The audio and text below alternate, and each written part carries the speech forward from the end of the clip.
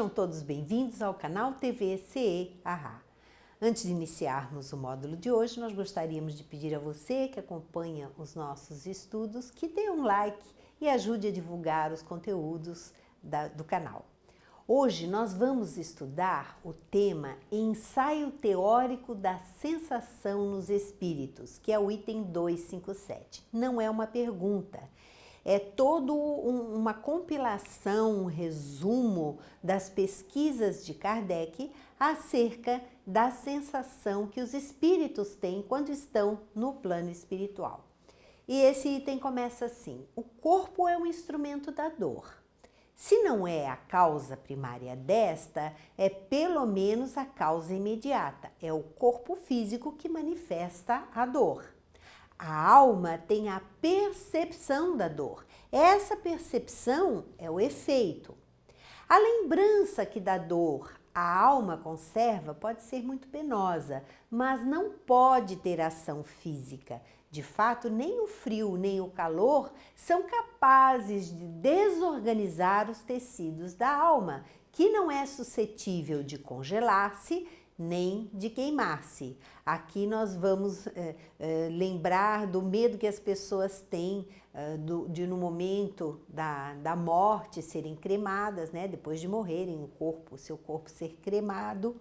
E nós sabemos que o espírito, ele como espírito desligado do corpo, ele não vai sentir essas variações de temperatura.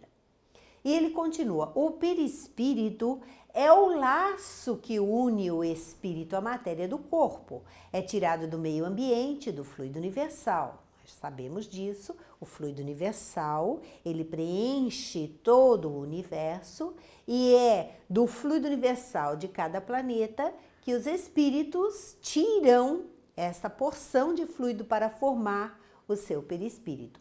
Poder-se-ia dizer que o perispírito é a quinta essência da matéria, é a matéria mais sutilizada, mas tem matéria também, de forma que, sendo mais sutil, ela consegue ligar um corpo físico tão denso, tão grosseiro, numa faixa de vibração tão baixa, ao espírito, que é muito mais elevado, que é de uma vibração muito mais elevada. Então o perispírito consegue ligar o espírito ao corpo físico. Ele é o princípio da vida orgânica, o perispírito, porém não o da vida intelectual que reside no espírito.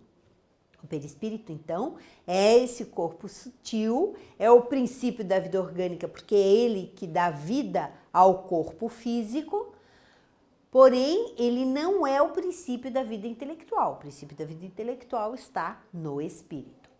É, além disso, o perispírito, agente das sensações exteriores. É através dele que as sensações exteriores chegam ao espírito.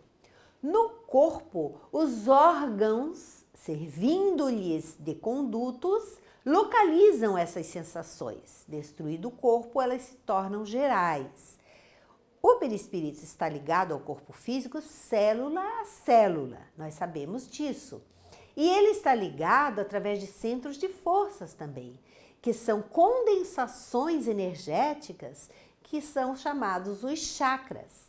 Ele recebe constantemente as influências exteriores através do corpo físico, através dos órgãos físicos que passam essas sensações para o sistema nervoso, que passa através dos chakras, que alcança o perispírito e que chega ao espírito. Libertos do corpo, os espíritos podem sofrer, mas esse sofrimento não é corporal, embora não seja exclusivamente moral, como remorso, porque eles se queixam de frio e de calor. Também não sofrem mais no inverno do que no verão. Temos-los visto atravessar chamas, sem experimentarem qualquer dor.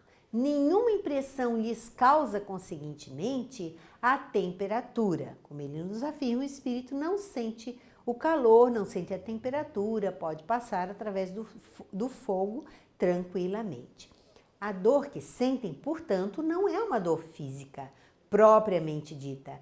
É um vago sentimento íntimo que o próprio espírito nem sempre compreende bem, precisamente porque a dor não se acha localizada. Como ela não está localizada em nenhum órgão no perispírito, ela se torna geral.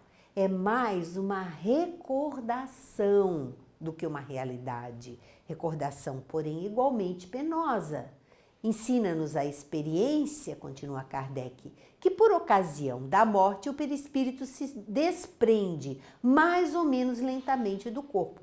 Crê não estar morto porque se sente vivo. Vê a um lado o corpo, sabe que lhe pertence, mas não compreende que esteja separado dele. Essa situação dura enquanto haja ligação entre o corpo e o perispírito. É o estado de perturbação espiritual que nós já estudamos. Esse momento, essa passagem do plano físico para o plano espiritual é um momento de perturbação espiritual, que depende também da elevação do espírito. Quanto mais elevado, mais ele se desprende com facilidade no processo de desencarnação. Disse-nos certa vez um suicida: não estou morto, acrescentava. No entanto, sinto os vermes a me roerem.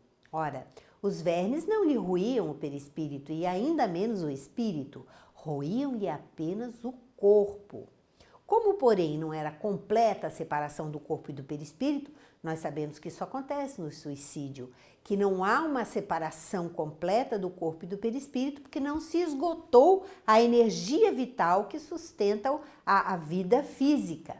Então, como não está completa essa separação, o suicida continua a sentir as dores e os sofrimentos, dependendo de como ele se suicidou. É uma espécie de repercussão moral, transmitindo ao espírito o que estava ocorrendo com o corpo. Estava acontecendo com o corpo, mas ele refletia no espírito.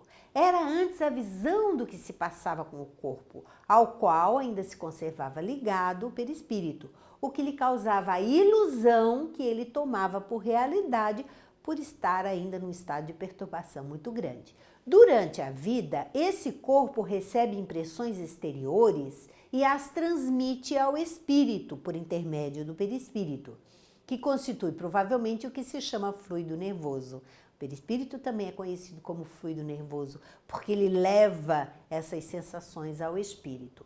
O perispírito desprendido do corpo experimenta a sensação, porém, como já não lhe chega por um conduto limitado, que são os órgãos, ela se torna geral. Por isso é que o espírito ele sente por todo o seu corpo perispiritual e não apenas por um determinado órgão, como acontece no corpo físico.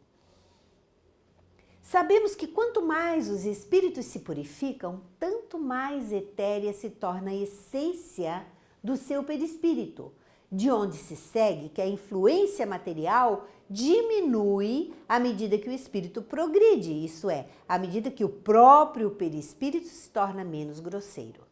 Na medida em que o espírito se educa, se eleva, enquanto encarnado, exercita a meditação, exercita a oração, procura se dominar, procura se transformar, procura se educar, não é só o espírito que está se educando. O seu perispírito, ele também vai se tornando mais leve, mais sutil. E esse despreendimento no plano espiritual é muito mais facilitado por essa sutileza do espírito. Ele experimenta sensações íntimas de um encanto indefinível, das quais ideia alguma podemos formar, porque a esse respeito somos quais cegos de nascença diante da luz. Nós não fazemos nem ideia do bem-estar que o espírito sente ao desencarnar. Nós aqui não queremos de forma alguma desencarnar. Nós temos a consciência de que precisamos manter a nossa vida física. Mas quando desencarnamos e deixamos o corpo físico, nos desligamos do corpo físico, é como se um peso tivesse saído de cima de nós e nos tornamos muito mais leves. Ele continua, Kardec, sabemos que no espírito há percepção, sensação, audição, visão, que essas faculdades são atributos do ser todo e não como no homem de uma parte apenas do ser. Mas de que modo ele as tem? Ignoramo-lo. Os próprios espíritos nada nos podem informar sobre isso, por inadequada a nossa linguagem a exprimir ideias que não possuímos. Nós sabemos que ele sente por todo o corpo, mas nós não sabemos como isso se dá. E há coisas que os espíritos ainda não nos informam, porque nós não temos capacidade nem linguagem para entender.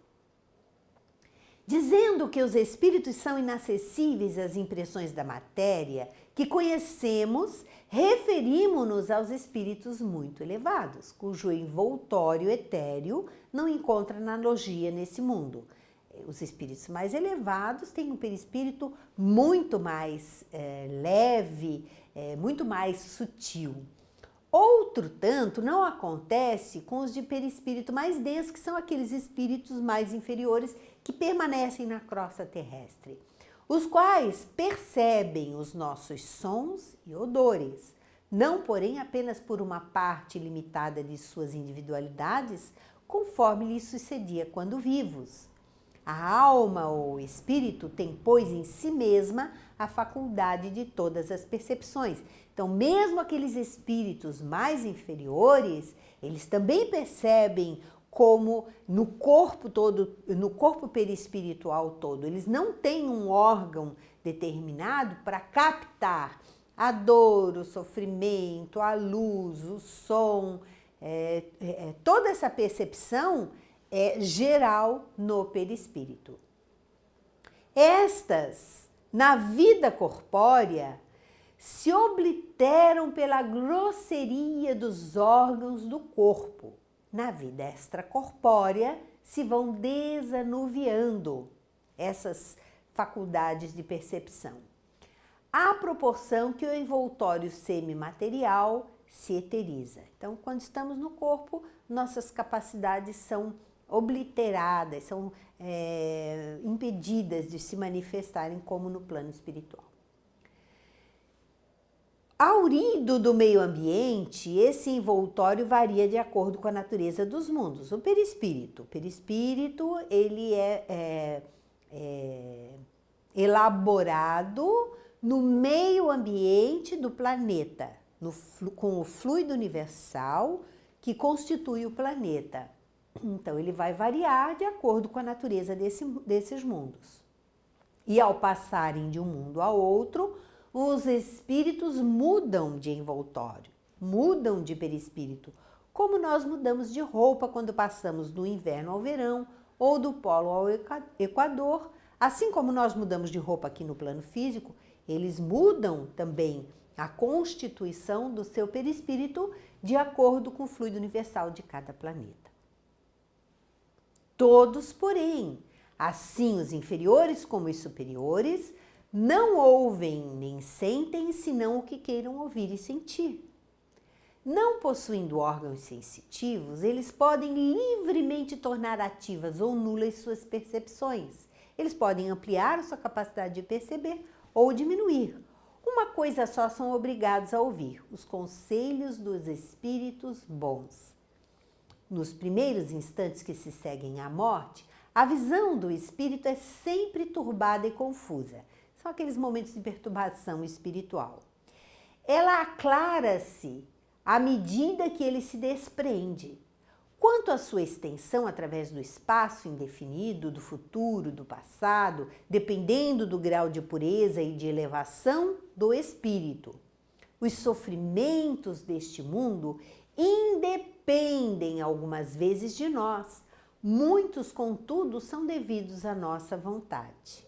E aqui Kardec vai nos dar uma chamada de atenção. Remonte cada um à origem dos nossos sofrimentos e verá que a maior parte de tais sofrimentos são efeitos de causas que lhe teria sido possível evitar. Daria para evitar. Quantos males, quantas enfermidades não devem o homem aos seus excessos, à sua ambição, numa palavra, às suas paixões.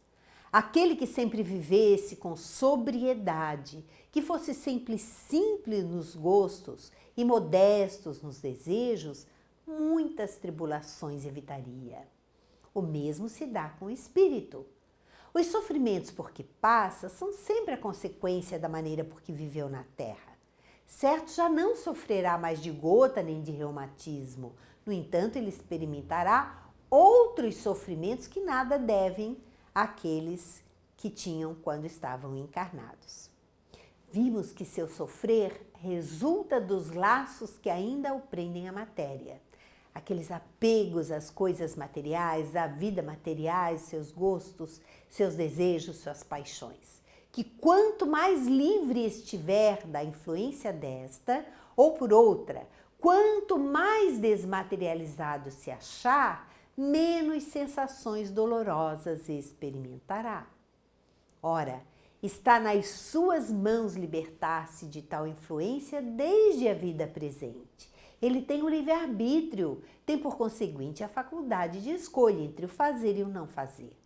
Dome suas paixões animais, não alimente ódio, nem inveja, nem ciúme, nem orgulho, não se deixe dominar pelo egoísmo. Purifique-se, nutrindo bons sentimentos, pratique o bem, não ligue às coisas deste mundo importância que não merecem. E então, embora revestidos do envoltório corporal, embora estando encarnados, já estará depurado, já estará liberto do jugo da matéria. E quando deixar este envoltório pela desencarnação, não mais lhe sofrerá a influência. Nenhuma recordação dolorosa lhe advirá do sofrimento físico que haja padecido. Nenhuma impressão desagradável eles deixarão, porque apenas terão atingido o corpo e não o espírito. Sentir-se-á feliz por se haver libertado deles, e a paz da consciência o isentará de qualquer sofrimento moral. Paz de consciência. É isso que ajuda quando se passa para o plano espiritual. Interrogamos espíritos que na Terra pertenceram a todas as classes da sociedade, ocuparam todas as posições sociais. Estudamos-los em todos os períodos da vida espírita, a partir do momento em que abandonaram o corpo. Notamos sempre que os sofrimentos guardam relação com o proceder que eles tiveram e cujas consequências experimentavam. Que a outra vida é fonte de inefável ventura para os que seguiram o bom caminho. Deduz-se daí que aos que sofrem isso acontece porque o quiseram, que, portanto, só a si mesmos se devem queixar, quer no outro mundo, quer neste mundo. Kardec nos dá, nesse capítulo, então, além de nos dar conselhos, de nos dar orientação, tudo baseado nas experiências das pesquisas que ele fez com os espíritos assim que desencarnavam. E ele percebeu tudo isso que ele nos falou, que esse sofrimento, apesar de não ser um sofrimento físico, como o que tínhamos aqui na Terra, são sofrimentos que vão aumentar de acordo com a nossa inferioridade, de acordo com o nosso apego à vida material, às coisas materiais, de acordo com os nossos desejos. E que já nesta vida nós podemos iniciar um processo de depuração, um processo de desapego, que ao desencarnarmos nos fará sofrer menos. Nosso período de perturbação será muito menor se conseguirmos fazer estes exercícios enquanto estivermos aqui. Para isto, todos esses livros que esses espíritos maravilhosos nos trazem, nos ajudam a nos manter conectados com o plano espiritual, a nos manter envolvidos por essas vibrações superiores. Por isso, nós precisamos ser sempre chamados à atenção, para estarmos atentos às nossas atitudes, àquilo que fazemos, àquilo que pensamos. Tudo isso nos ajudará um dia, se mantivermos essa vigilância, a nos desapegarmos melhor e passarmos para o plano espiritual com uma visão, com uma consciência muito maior do que a que temos hoje. Assim nós encerramos o módulo de hoje. Muito obrigada e até o próximo encontro.